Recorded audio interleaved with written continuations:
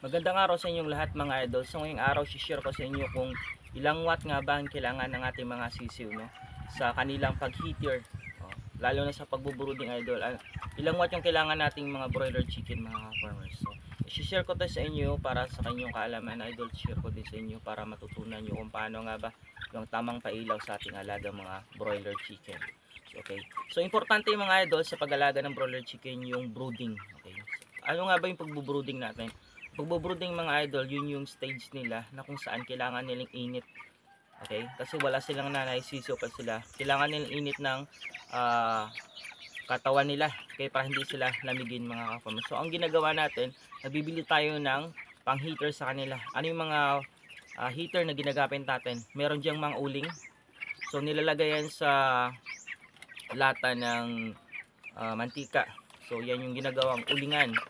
Okay, lagay ng uling tapos yan yung magiging heater mga ka-farmers ng ibang mga ka-farmer natin nag-aalaga ng broiler chicken para tipid yun. So meron din tayong ibang way sa pag-heater sa kanila. Meron tayong ginagamit na electricity.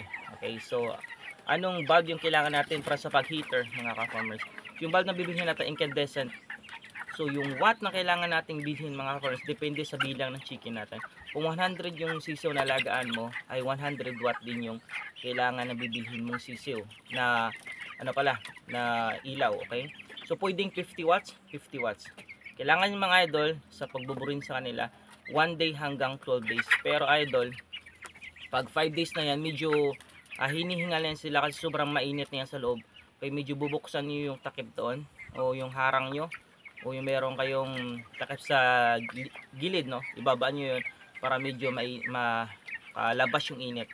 Okay, hanggang 12 days lang naman idol yung ating brooding sa kanila at saka ilaw ay hindi naman sobrang gamit na heater para sa kanila. Kasi pag tungtong yan ng mga 14 days hindi mo na kailangan yan sa araw. Kailangan mo nang patayin yung mga ilaw mga idol kasi mainit na yan sa kanila. So yun lang, maraming salamat yung happy bless us all happy farming mga idol. So yung required na ilaw sa ating mga broiler chicken ay depende sa bilang mga idol.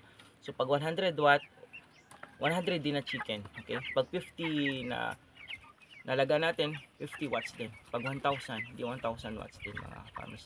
Pero pag maramihan ng mga idol, meron silang ginagamit yan na heater yun, yung ano gas heater yan. Yung ginagamit nila pang maramihan na yun, mga 1000 na. Yan. So yun lang, maraming salamat sa inyo. Gabi sa happy farming mga idol.